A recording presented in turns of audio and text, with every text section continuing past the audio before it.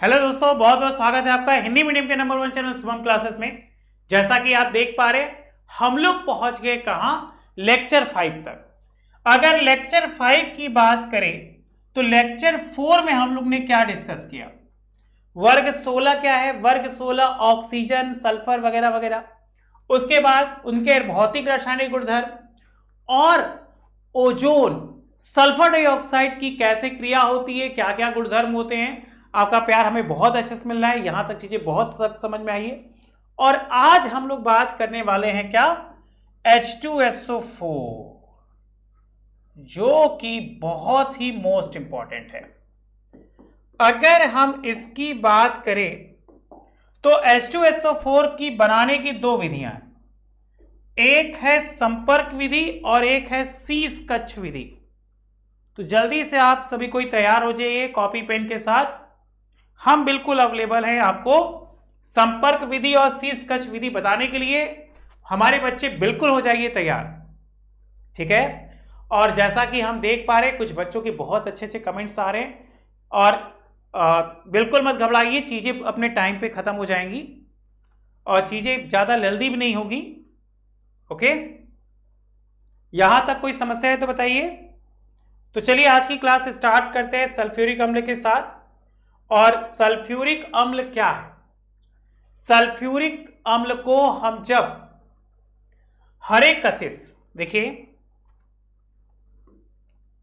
आपके पास एनसीईआरटी की बुक होगी या पी बहादुर की बुक होगी तो बच्चा प्लीज उसे निकाल लीजिएगा, क्योंकि समय कम है तो चित्र आप अपने से बना लेंगे तो ज्यादा अच्छा है, क्योंकि इसमें मोस्ट इंपॉर्टेंट है चित्र।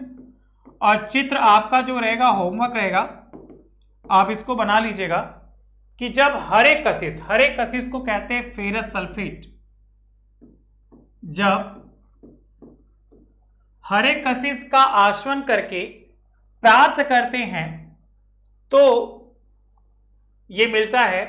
और एक फंडा आपको बता दे, अगर कोई आपसे पूछे सल्फ्यूरिक अम्ल को क्या कहा जाता है तो इसको बच्चा अम्लों का राजा कहते हैं, किंग ऑफ एसिड्स।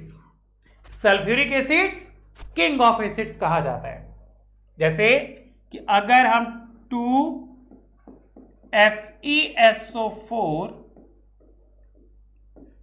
7H2O, ये हरा कशिश है, लिख दे रहे नीचे, इससे क्रिया कराते हैं। कौन सी विधि कहलाते हैं? आसवन विधि। तो बन जाता है हमारा क्या? Fe2O3 plus SO2 plus H2O plus H2SO4। इसे ही कहा जाता है किंग ऑफ एसिड्स। इसको बनाने के लिए एक विधि का इस्तेमाल कर रहे हैं, बोर्ड पे देख लीजिए। उस विधि को कहते हैं क्या? संपर्क विधि। बच्चा देखिए, उस विधि को क्या कहते हैं? संपर्क विधि। ओके, संपर्क विधि। संपर्क विधि में H2SO4 का निर्माण निम्न चरणों में किया जाता है। तो क्या करिए, कॉपी में हेडिंग बना लीजिए और सभी कोई बच्चों प्लीज आप लोग क्या करिएगा, बुक निकाल लीजिए, क्योंकि चित्र नहीं बना पाएंगे, चित्र बनाने में काफी टाइम जाएगा। आपके पास बुक है, उस बुक से ही क्या करिए आप चित्र बनाइएगा। अगर हम इसके चरण की बात करें, देखिए कुछ चरण हम आपको बता दे रहे हैं कि सबसे पहला चरण जो है वो पायरिटीज बर्नर है।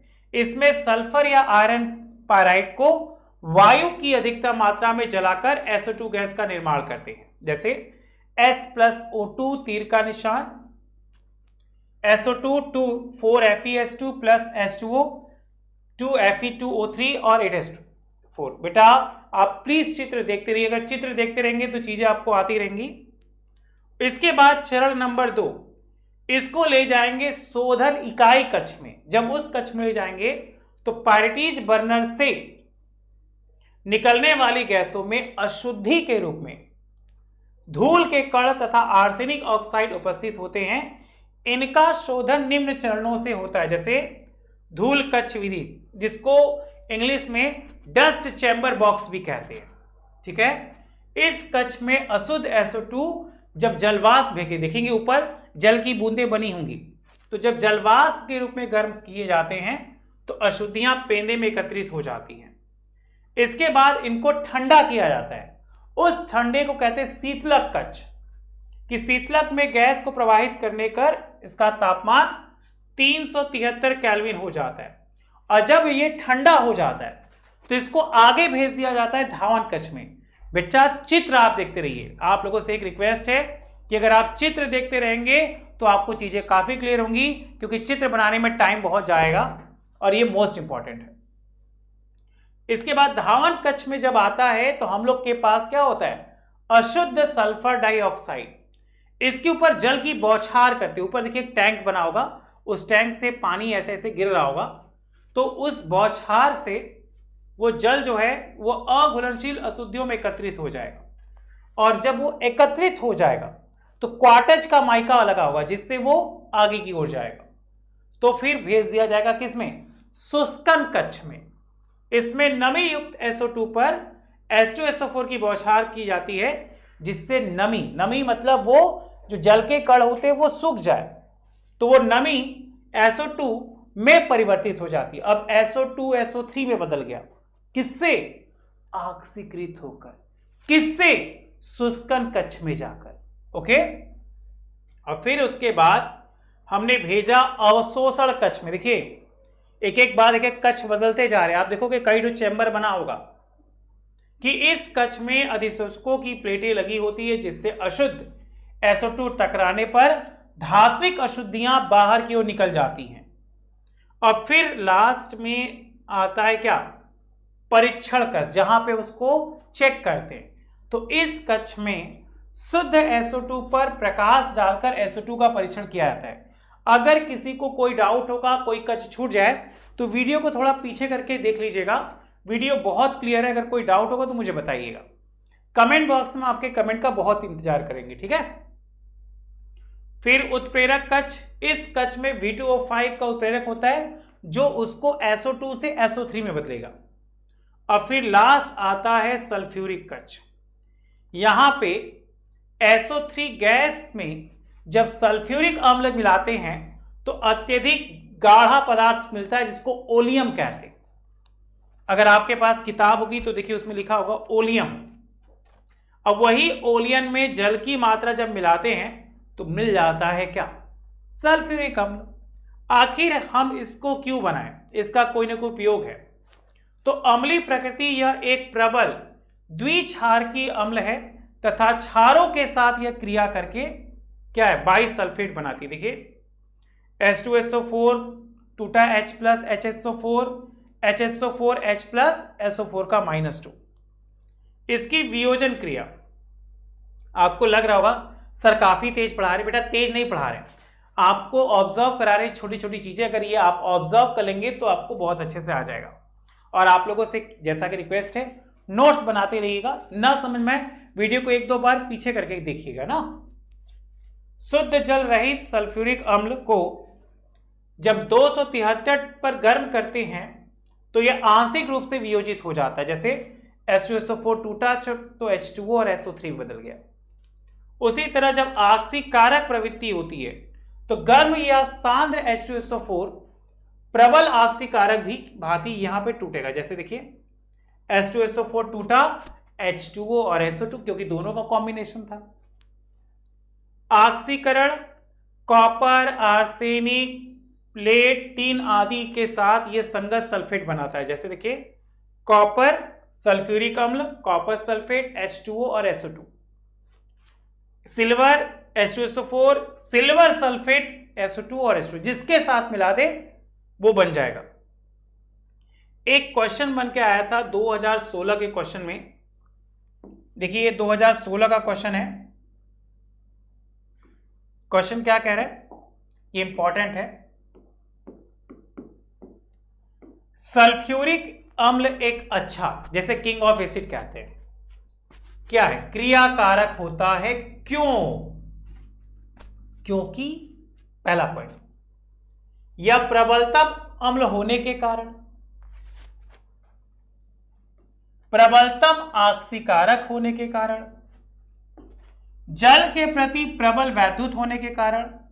दोस्तों अगर आप 2022 की बोर्ड परीक्षा में पेपर दोगे और अगर आप यूपी बोर्ड के स्टूडेंट हो तो आप सभी के लिए बहुत बड़ी गुड न्यूज़ है। अनअकैडमी जो इंडिया का सबसे नंबर 1 लर्निंग प्लेटफॉर्म है पूरे इंडिया का, अब यूपी बोर्ड स्टूडेंट की तैयारी कराने आ चुका है। अब अनअकैडमी पर आप क्लास 9 से 12 तक की यूपी बोर्ड के सभी सब्जेक्ट की तैयारी कर सकते हो। जितने भी स्टूडेंट देख रहे हैं मैं उनको बता दूं, अभी आप अनअकैडमी पर उत्तर प्रदेश बोर्ड के लिए फ्री क्लासेस चलाई जा रही हैं। और सबसे इंपॉर्टेंट बात है, यहाँ पर आप बिल्कुल फ्री में टेस्ट भी दे सकते हो, जिससे आप पता कर सकते हो कितने चैप्टर्स आपके तैयार हो चुके हैं। और ये हिंदी और इंग्लिश दोनों मीडियम स्टूडेंट के लिए आ चुका है। और सबसे इंपॉर्टेंट बात है, यहाँ पर आपके लिए स्पेशल बैच भी बनाया गया है, जिससे आप घर बैठे इंडिया के टॉप एजुकेटर द्वारा अपने सभी विषयों की तैयारी कर सकते हैं। तो जितने भी स्टूडेंट देख रहे हैं, आप अगर वहां पर कोई भी बैच ज्वाइन करते हो तो वहां पर शुभम UP10 ये कोड यूज करोगे तो आपके पूरे फीस से 10% डिस्काउंट आपको तुरंत मिल जाएगा। तो जितने भी स्टूडेंट देख रहे हैं, आज ही अनअकैडमी ऐप डाउनलोड करो, वहां पर उत्तर प्रदेश बोर्ड के सभी विषयों की तैयारी आप शुरू करो।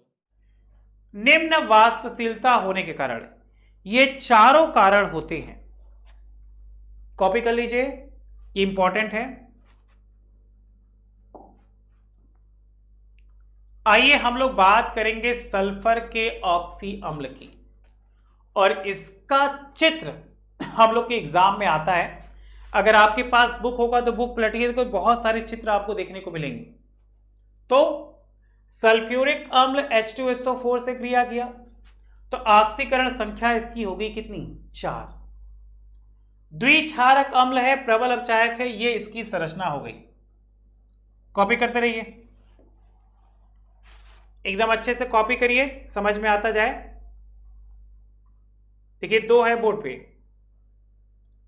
एक हम लोग के पास क्या है, सल्फ्यूरस अम्ल जिसका फॉर्मूला H2SO3, ये प्रबल अपचायक होता है, इसकी ऑक्सीकरण संख्या 4 होती है। अगर आप पूछेंगे सर ये निकलता कैसे, तो भी हम बता देंगे आपको नेक्स्ट वीडियो में। देखिए H2SO4 सल्फ्यूरिक अम्ल जैसा कि आप देख रहे हैं, इसकी ऑक्सीकरण संख्या 6 होती है। जैसे अगर कॉमनली बताएं तो H2SO4 था, इसको X मान लो, इसका 2X हो गया, इसका -8 बराबर 0, X बराबर 8 - 2 कितना? बस +6। ये भी द्विक्षारकीय अम्ल है, प्रबल ऑक्सीकारक होता है और निर्जलीकारक होता है। ओके, चलिए तीसरा चौथा, डाइसल्फ्यूरस अम्ल। अगर हम बात करें इसकी तो डाइसल्फ्यूरस अम्ल का फॉर्मूला होता है H2S2O5। क्या? HOSO।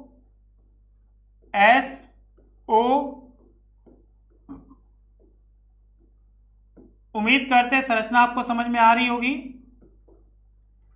हमसे ज्यादा एग्जाम में 2 चीज पूछेगा, एक आकृति कैसी है तो द्विक्षारकीय अम्ल है, यह भी प्रबल ऑक्सीकारक है, और तीसरा पूछेगा ऑक्सीकरण संख्या तो +5। इसके बाद है डाइसल्फ्यूरिक अम्ल। डाइसल्फ्यूरिक अम्ल का फॉर्मूला क्या है भाई? H2S2O7। इसकी ऑक्सीकरण संख्या याद कर ली क्या? +6।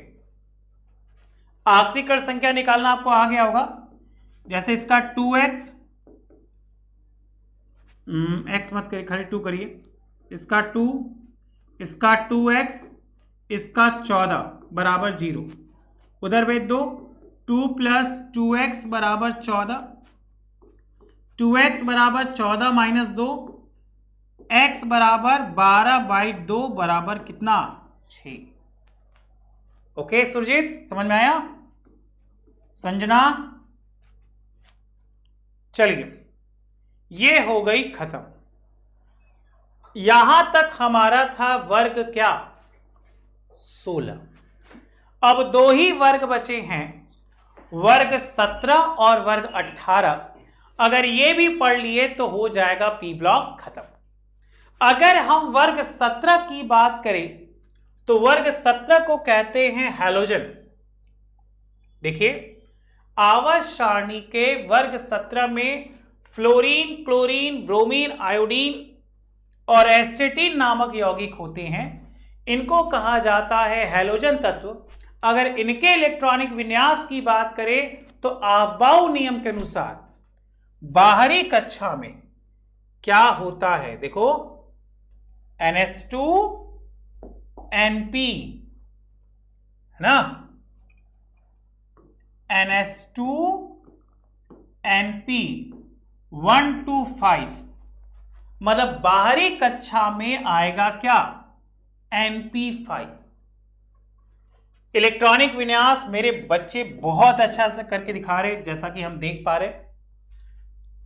इसमें से 3-4 बच्चे बहुत अच्छे हैं जो बराबर होमवर्क कर रहे हैं, जैसे पूजा है, संजना है, सुरजीत है।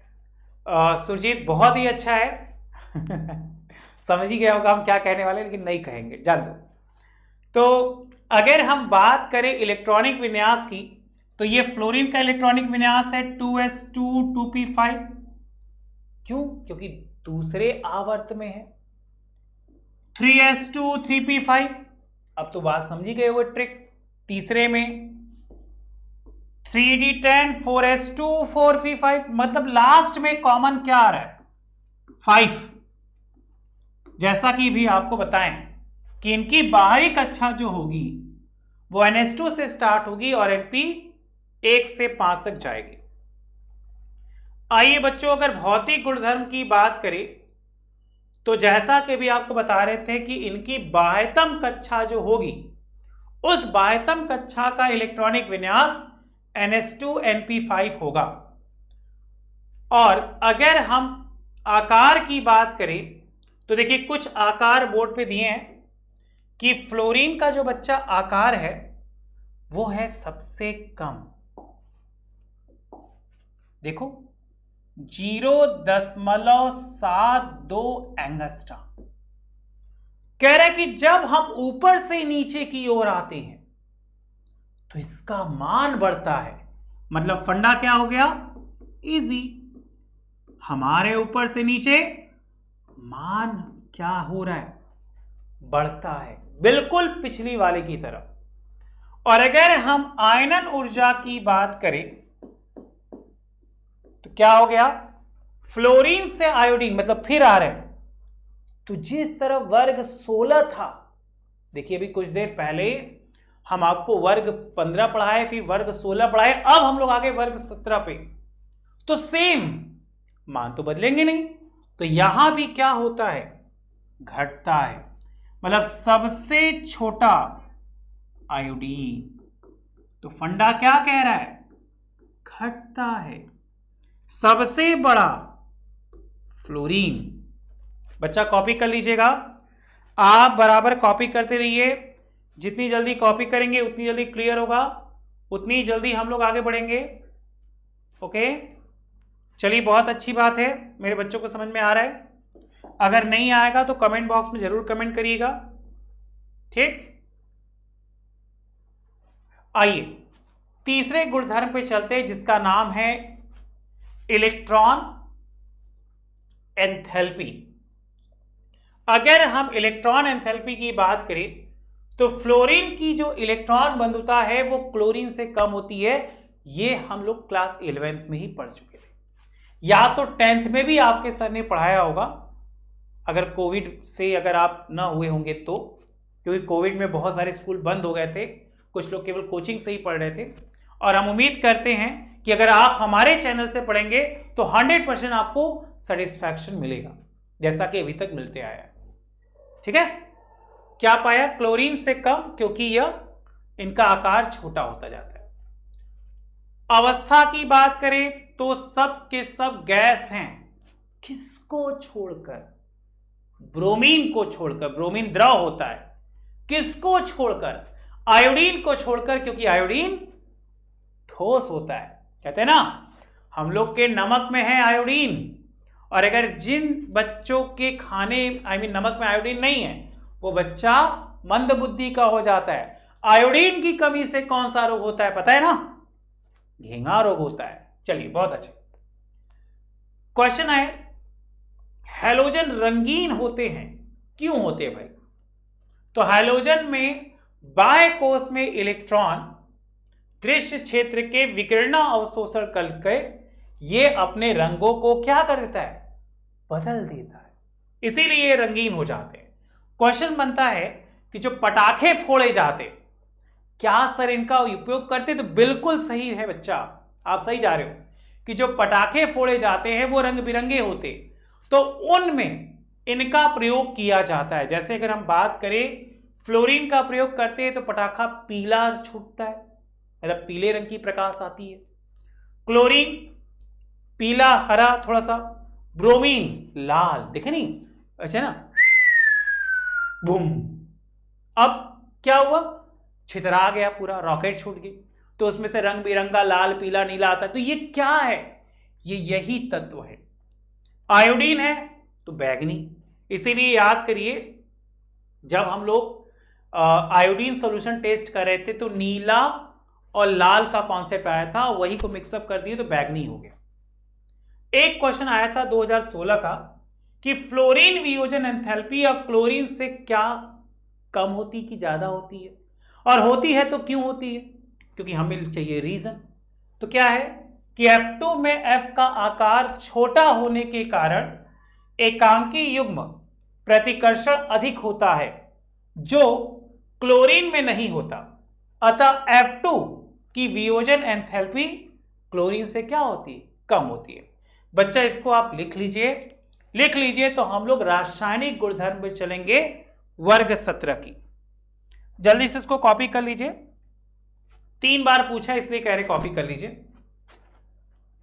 चलिए, अगर आपको वीडियो एक बार में ना समझ में आए तो वीडियो को थोड़ा सा पीछे खींचकर फिर समझिए।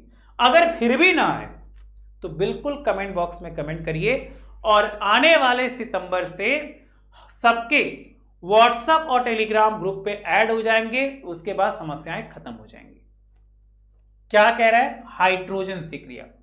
जब वर्ग 17 के तत्व हाइड्रोजन से क्रिया करते हैं तो हैलोजन अम्ल बनाते हैं, जैसे HF, इसको तो भूल ही नहीं सकते, इसको तो मेरे बच्चे जानते हैं, HCl, HBr, HI। इन हैलोजन अम्लों में निम्न विशेषताएं पाई जाती हैं। कैसी? तापीय स्थायित्व, हाइड्रोजन हैलाइड फ्लोरीन से क्रिया करके क्या होता है? ऑक्सी अम्ल बनाता है, जिसका मान कम होता है। अगर हम क्रियाशीलता की बात करें तो बच्चों आप देख सकते हैं कि हाइड्रोजन हैलाइड की क्रियाशीलता ऊपर से नीचे आ रहे हैं ना, मतलब फ्लोरीन से आयोडीन आ रही है, तो क्या हो रहा था? बिल्कुल सही, बढ़ रहा था। तो फंडा क्या हो गया? यहां पे बढ़ता है। अम्लीयता की बात करेंगे तो जब हाइड्रोजन हैलाइड के जलीय विलयन अम्लीय प्रकृति होते हैं तो इनकी अम्लीयता समूह से ऊपर से नीचे जाने पर क्या होती है? बढ़ती है। मतलब HF, HCl, HBr और HI, मतलब ऊपर से नीचे आ रहे हैं तो बढ़ रहे हैं। गलनांक क्वथनांक, इनके गलनांक क्वथनांक फिर देखिए क्लोरीन से आ रहे हैं आयोडीन तक, तो क्या हो रहा है? असामान्य सबसे उच्च होता है। जैसे अगर आपको बता दे, आप चाहो तो लिख लो यहां पे नीचे, इंपॉर्टेंट है कि HCl है, HCl का सबसे छोटा होता है, फिर HBr आया, फिर HI आया और फिर HF आया, तो सबसे बड़ा हो गया हमारा क्या? HF। सबसे छोटा हो गया क्या? HCl। अगर यहां तक क्लियर है तो आइए हम लोग यौगिक की बात करें, क्योंकि हम लोग किसी भी वर्ग में चलेंगे तो 3 बच्चा मेरी बात याद कर लीजिए। एक, उसमें तत्व कौन कौन से हैं, दूसरा उसका भौतिक और रासायनिक गुणधर्म क्या क्या से, और तीसरा उसके कौन कौन से यौगिक बहुत इंपॉर्टेंट है। अगर आप इतना कर लेंगे, इतना सीख लेंगे तो 100% आपको P ब्लॉक यहां बैठ जाएगा, और अगर यहां बैठ जाएगा तो कॉपी में भी हो जाएगा, ठीक है। चलिए आइए हम लोग क्लोरीन की बात करें। तो मेरे बच्चे बहुत अच्छे से जानते हैं कि क्लोरीन एक ऐसी गैस होती है जिसका इस्तेमाल कीटाणुनाशक के रूप में किया जाता है। क्यों, याद आ रहा है? किस रूप में करते हैं? कीटाणुनाशक के रूप में। एक वैज्ञानिक थे जिनका नाम था शीले। देखिए पिछली बार भी आया था कि शीले नामक वैज्ञानिक ने सन 1774 में क्या पाया कि मैग्नीज ऑक्साइड और HCl को एक साथ मिलाकर गर्म किया तो हरे पीले रंग की एक गैस प्राप्त हुई। और इसको एक और वैज्ञानिक का नाम है बर्थेलो, इन्होंने गैस का नाम ऑक्सीक्यूटेटिक गैस रखा। बाद में इसको चेंज करके क्या कर दिया गया? Chlorine gas. आइए बच्चा हम लोग निर्माण विधि की बात करें तो सबसे पहला दिमाग में आता है क्या? प्रयोगशाला विधि। आपके पास क्या था? Manganese dioxide. अब मेरे बच्चे बहुत अच्छे से जानते हैं मैग्नीज डाइऑक्साइड का फॉर्मूला है MnO2। ये हमारी है प्रयोगशाला विधि। प्रयोगशाला विधि जो हम लोग लैब में बनाते हैं, औद्योगिक विधि जो कारखाने में बनाते हैं। इसकी क्रिया करा दिए हम HCl के साथ, तो क्या बन गया? MnCl2 plus 2H2O। और हमें कौन सी गैस चाहिए? क्लोरीन गैस चाहिए। ये बन गया। फिर क्या हुआ कि यह क्रिया एक साथ नहीं होती है, यह क्रिया लगभग 2 पदों में होती है, मतलब चरण में होती है। आइए चरण को समझा जाए। अगर हम सबसे पहले चरण की बात करें तो सबसे पहले चरण में देखो क्या हुआ कि मैग्नीज ऑक्साइड जो था बच्चा वो HCl से क्रिया किया तो क्या बन गया? मैग्नीज ट्राइक्लोराइड प्लस 4H2O और प्लस एक गैस निकली क्लोरीन। और जब इसी मैग्नीज ट्राइक्लोराइड को हम फिर से क्या किए? गर्म किए। अगर गर्म का सिंबल की बात करें तो बच्चे मेरे जानते हैं इसको डेल्टा कहते हैं, ये गर्म का सिंबल होता है। तो क्या बन गया? MnCl2 plus chlorine gas. जल्दी से सारा समीकरण कॉपी करिए। जितनी जल्दी कॉपी करेंगे उतनी जल्दी क्लियर होगा और उतनी जल्दी हम लोग आगे बढ़ेंगे, ठीक है। बहुत अच्छे बच्चों, आप बहुत अच्छा कर रहे हैं, नोट्स बना रहे हैं, इस बात की हमें बहुत खुशी है। 1-2 लोगों के सूत्रों से हमें पता चला है कि कुछ बच्चे नोट्स बना रहे हैं और कुछ बच्चे ऐसे भी हैं जो सिर्फ तो ये नहीं चलेगा, ठीक है। ऐसे पढ़ेगा तो कैसे बढ़ेगा इंडिया।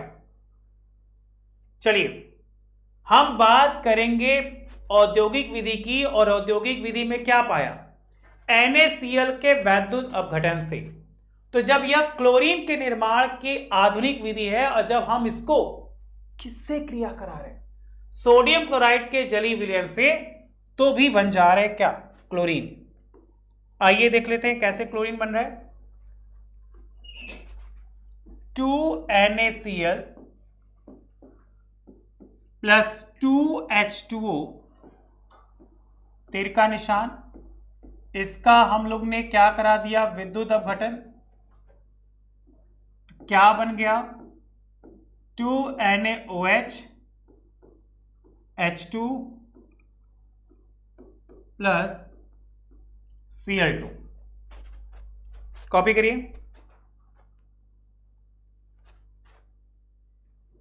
ओके, इसके बाद हम क्या कराएंगे? क्लोरीन से क्रिया।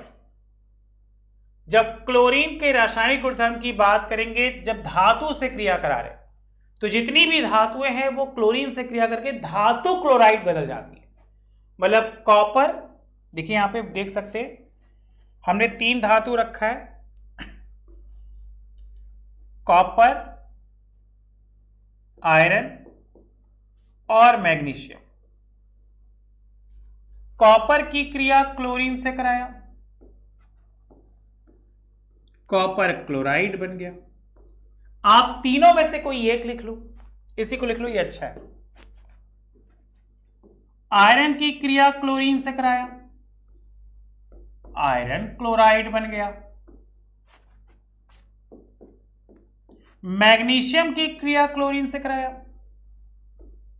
मैग्नीशियम क्लोराइड बन गया।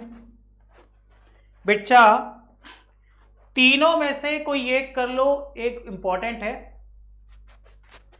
ओके,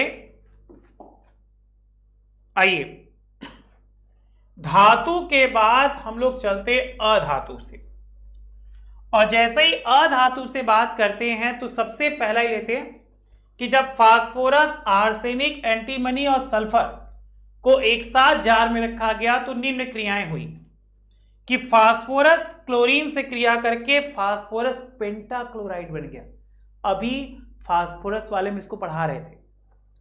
आर्सेनिक क्लोरीन से क्रिया करके आर्सेनिक ट्राइक्लोराइड बन गया। एंटीमनी क्लोरीन से क्रिया करके एंटीमनी पेंटाक्लोराइड बन गया, और सल्फर क्लोरीन से क्रिया करके सल्फर क्लोराइड बन गया। ओके, इसको कॉपी कर लीजिए। तो हम लोग क्षार के साथ क्रिया कराएंगे। NaOH, NaOH एक क्षार है। क्या है कि क्लोरीन कास्टिक क्षारों के साथ विभिन्न परिस्थितियों में क्रिया करता है, और विभिन्न क्रिया के साथ निम्न यौगिकों का निर्माण होता है। जैसे NaOH की क्रिया हम क्लोरीन से कराएं तो NaCl, NOACl और H2O गैस बना। 6NaOH, 3Cl2, 5NaCl, NaCl और 3H2O। आइए बैलेंस करना सीखें इसको।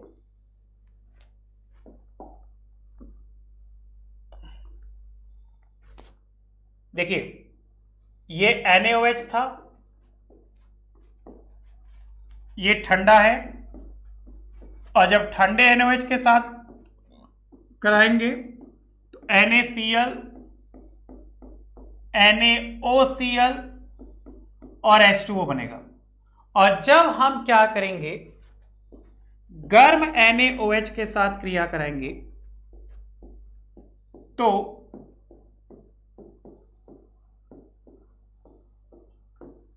NaOH, NaClO3 और 3H2O बन जाएगा। इतना हो जाए तो हेडिंग बनाइए, बुझे चूने के साथ क्रिया। जब बुझे चूने के साथ क्लोरीन की क्रिया करा रहे तो क्लोरीन को बुझे हुए चूने में प्रवाहित करने पर विरंजक चूर्ण अर्थात कैल्शियम क्लोरोहाइपोक्लोराइड, जैसे देखिए ये बुझे चूने का सूत्र है, ये क्लोरीन का है, और ये विरंजक चूर्ण जिसका फॉर्मूला CaOCl2 और H2O, ये चीज हम लोग क्लास 9 से पढ़ रहे हैं। अमोनिया से क्रिया कराया क्लोरीन का तो नाइट्रोजन ट्राइक्लोराइड बना, इजी। और विरंजक प्रकृति आप जानते हैं कि यह रंगहीन पदार्थ में बदल जाता है।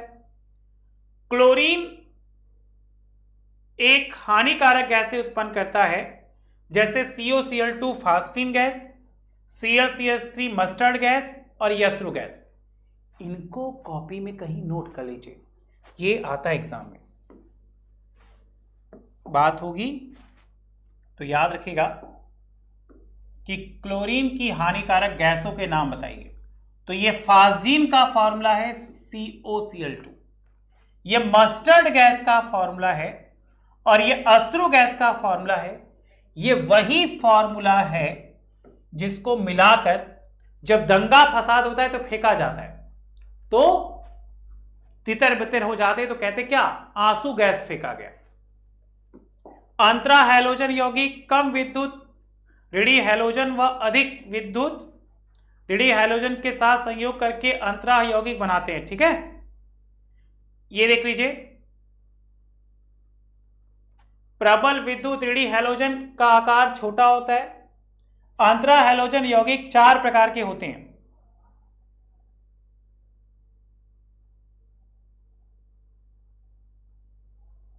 क्या? XX dash, X dash XX, ये और ये। इसको जल्दी से कॉपी कर लीजिए। एक छोटा सा होमवर्क देकर आज की क्लास को यहीं खत्म करते हैं। नेक्स्ट क्लास में आप इसका आंसर जरूर भेजिएगा हमको। ये आपका रहेगा होमवर्क कि अंतराह हैलोजन यौगिक से अधिक क्रियाशील क्यों होते हैं, या ICl I2 से अधिक क्रियाशील क्यों होता है। अंतराह हैलोजन यौगिक 4 प्रकार के होते हैं। कौन कौन से? XX dash, XX3 dash, XX5 dash, XXC dash. इसका एक एक एग्जांपल आप याद रखिएगा। CLF, CLF3, IF और ये मोस्ट इंपॉर्टेंट IF7। ये एक छोटा सा होमवर्क है जो नेक्स्ट क्लास में आपको करके दिखाना है। आज के लिए इतना ही। Thank you so much, bye bye. अगर मेरा वीडियो अच्छा लगा हो तो प्लीज लाइक करिएगा, शेयर करिएगा और इस चैनल को जरूर सब्सक्राइब करिए, क्योंकि दिसंबर तक टारगेट रखे हैं कि जल्दी से इसको खत्म करके हम लोग रिवीजन करेंगे और अपने हाफ ईयरली की तैयारी करेंगे।